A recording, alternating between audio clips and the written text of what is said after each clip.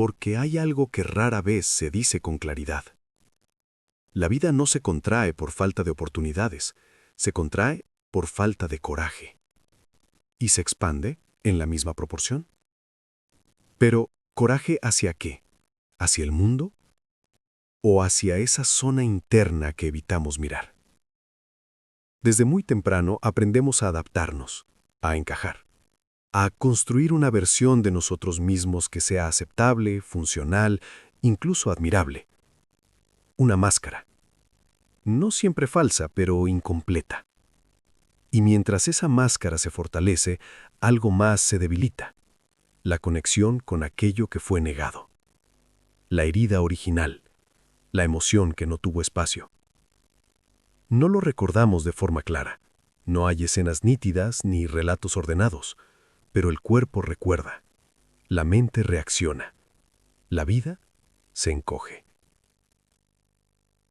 Hay decisiones que creemos tomar libremente, pero en realidad son respuestas automáticas a viejos impulsos no resueltos.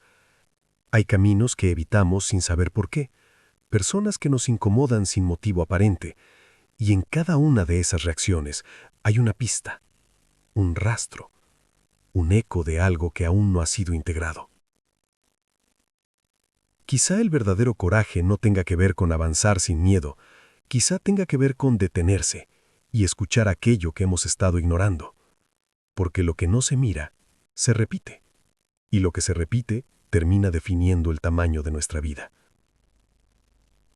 Hay vidas que parecen amplias desde fuera, llenas de logros, de movimiento, de ruido, pero por dentro están comprimidas, limitadas por fronteras invisibles que nadie más puede ver.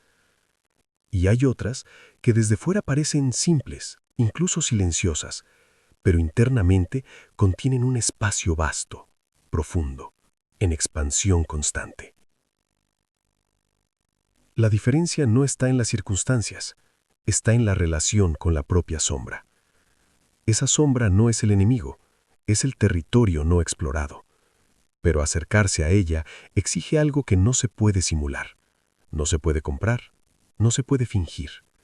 Exige coraje. Y ese coraje no es grandioso, no es heroico en el sentido tradicional, es íntimo, incómodo, a veces casi imperceptible. Es el momento en que dejamos de huir de nosotros mismos. Y ahí comienza todo. Hay capas en la conciencia que no se revelan fácilmente. No porque estén ocultas por accidente, sino porque fueron enterradas con intención. El olvido, en muchos casos, no es una falla, es una estrategia. Algo dolió demasiado, algo desbordó la capacidad de ser comprendido en su momento, y entonces se cerró. No desapareció, se transformó. Se volvió síntoma, se volvió patrón, se volvió repetición. Porque lo que no puede ser recordado, se actúa. Y así, sin saberlo, nos convertimos en intérpretes de una obra que no escribimos conscientemente. Repetimos dinámicas, recreamos emociones, nos acercamos una y otra vez a aquello mismo que nos hirió, pero con rostros distintos, como si algo en nosotros intentara resolver lo que quedó abierto. Pero no lo logra, porque no se trata de repetir la experiencia, sino de verla. Y ver duele. Hay una resistencia profunda a mirar hacia adentro. No es pereza, no es falta de interés, es miedo. Miedo a lo que podríamos encontrar si dejamos de sostener la narrativa que nos protege. Porque la identidad, esa historia que nos contamos sobre quiénes somos, no siempre es verdad. Es muchas veces una construcción defensiva, una arquitectura levantada para sostener una coherencia que evite el colapso. Pero bajo esa estructura hay fragmentos, partes de nosotros que fueron separadas, excluidas, silenciadas, aspectos que no encajaban, emociones que no eran aceptables, y todo eso no desapareció, se convirtió en sombra. La sombra no es oscura por naturaleza, se vuelve oscura porque no la miramos, y en esa oscuridad crece, influye, moldea decisiones, determina límites invisibles, define hasta dónde creemos que podemos llegar y hasta dónde no. Porque la vida no se encoge de golpe, se encoge gradualmente, en pequeñas renuncias, en silencios acumulados, en elecciones que evitan el conflicto interno. Y así, sin darnos cuenta, el espacio vital se reduce, no por lo que el mundo impone, sino por lo que nosotros evitamos enfrentar. Hay una inteligencia en el cuerpo que no puede ser ignorada. El cuerpo no olvida. Puede que la mente racional no tenga acceso a ciertos recuerdos, pero el cuerpo los almacena en forma de tensión, de postura, de reacción. Un nudo en el estómago, una rigidez en los hombros, una respiración que se acorta sin motivo aparente. Cada uno de esos signos es un mensaje, pero vivimos en una cultura que nos entrena para ignorarlos, para distraernos, para anestesiarnos, y así el diálogo interno se rompe. El problema no es el dolor, el problema es la desconexión del dolor, porque cuando el dolor no es reconocido, se transforma, se vuelve ansiedad, se vuelve vacío, se vuelve una sensación constante de que algo no está bien, pero sin poder nombrarlo. Y entonces buscamos explicaciones externas, culpamos circunstancias, culpamos a otros, culpamos al tiempo, pero rara vez miramos hacia el origen interno, porque hacerlo implicaría cuestionar toda la estructura sobre la que hemos construido nuestra identidad. Y eso es profundamente desestabilizador.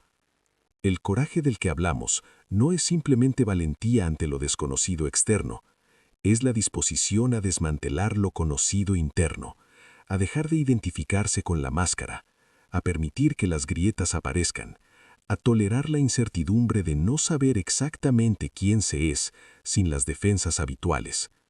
Es un descenso, y no hay atajos. Cada capa que se atraviesa revela otra más profunda. Cada comprensión abre nuevas preguntas. No hay un punto final, no hay una resolución completa.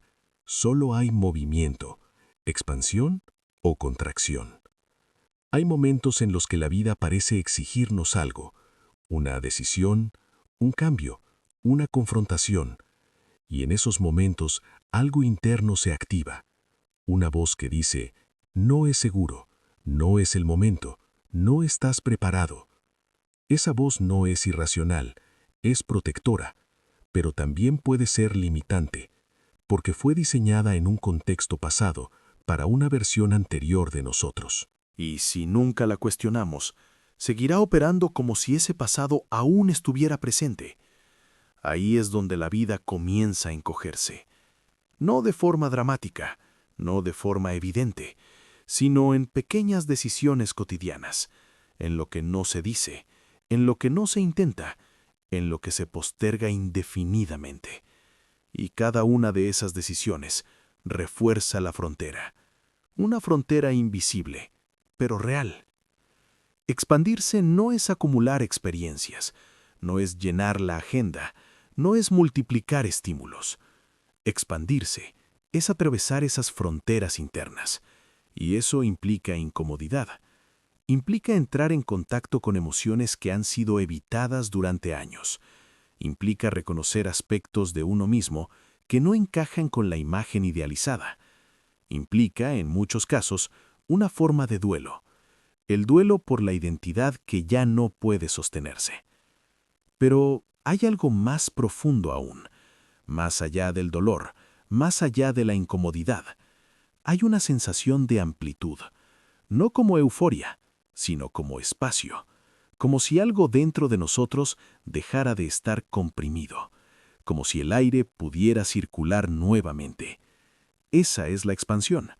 No es visible desde fuera, no se mide en logros, se siente, en la forma en que se habita el silencio, en la capacidad de estar con uno mismo sin necesidad de escapar, en la ausencia de esa urgencia constante por distraerse. Pero llegar ahí requiere atravesar el abismo, y el abismo no es un lugar externo, es el encuentro con lo que hemos evitado ser. No hay garantías, no hay promesas, solo hay una posibilidad, que al final de ese descenso no encontremos respuestas definitivas, pero sí una forma distinta de estar en la vida. Vivimos rodeados de ruido. Pantallas, notificaciones, opiniones, imágenes cuidadosamente editadas. Una corriente constante de estímulos que ocupa cada espacio disponible. Y en medio de todo eso, el silencio se vuelve incómodo. Porque en el silencio, la sombra se acerca. La máscara comienza a resquebrajarse. La herida vuelve a sentirse. Y entonces hacemos lo que hemos aprendido a hacer mejor: distraernos. No por placer, sino por evasión.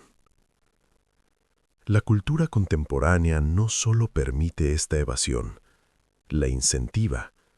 Nos ofrece versiones simplificadas de nosotros mismos, identidades rápidas, narrativas que encajan en formatos breves. Y así, poco a poco, dejamos de preguntarnos quiénes somos para empezar a preguntarnos cómo queremos ser percibidos. La máscara ya no es solo una defensa, es una herramienta social. Se construye con cuidado, se ajusta, se optimiza. Pero en ese proceso, algo se pierde. La relación directa con la propia experiencia interna. Porque sostener una imagen requiere energía, y esa energía se extrae del mismo lugar donde habita la verdad. Hay una forma de cansancio que no proviene del esfuerzo físico. Es un agotamiento más profundo, más difuso. El cansancio de sostener una versión de uno mismo que no coincide completamente con lo que se siente. El cansancio de evitar constantemente el contacto con lo que duele. Y ese cansancio no se resuelve descansando, se resuelve enfrentando. Pero enfrentar no es confrontar violentamente, no es romper todo de golpe, es permitir que lo negado tenga espacio. Es escuchar sin interrumpir, sentir sin anestesiar. Y eso, en un mundo que valora la velocidad, la productividad y la apariencia, es casi un acto de rebeldía. Porque implica detenerse, implica no responder de inmediato, no reaccionar automáticamente. Implica sostener la incomodidad sin buscar una salida rápida. Y en ese espacio, algo cambia. No de forma espectacular, no de forma visible, pero real. La vida comienza a expandirse, no hacia afuera, sino hacia adentro. Se vuelve más profunda, más compleja, más auténtica, pero también más incierta, porque ya no hay una narrativa fija que lo explique todo. Solo hay experiencia directa, y esa experiencia no siempre es cómoda. A veces es contradictoria, a veces es ambigua, a veces es dolorosa, pero también es viva. Quizá el verdadero peligro no sea el sufrimiento. Quizá el verdadero peligro sea la repetición inconsciente del sufrimiento. Esa forma silenciosa en la que la vida se encoge sin que nos demos cuenta. Esa rutina emocional que se instala y se normaliza. Y entonces la pregunta ya no es cómo evitar el dolor. La pregunta es, ¿hasta qué punto estamos dispuestos a verlo? ¿Hasta qué punto estamos dispuestos a atravesarlo sin huir? Porque en esa decisión, en ese instante casi imperceptible en el que elegimos no escapar, se define el tamaño de nuestra vida. No hay un momento final, no hay una conclusión clara. Solo hay un movimiento constante entre expansión y contracción, entre la máscara y la verdad, entre el ruido y el silencio. Y en medio de ese movimiento, algo observa, algo que no necesita ser explicado, algo que simplemente está. Tal vez ahí, en ese punto de quietud dentro del caos, comience otra forma de coraje, una que no se ve, una que no se nombra, pero que lentamente, sin hacer ruido, decide no seguir encogiéndose.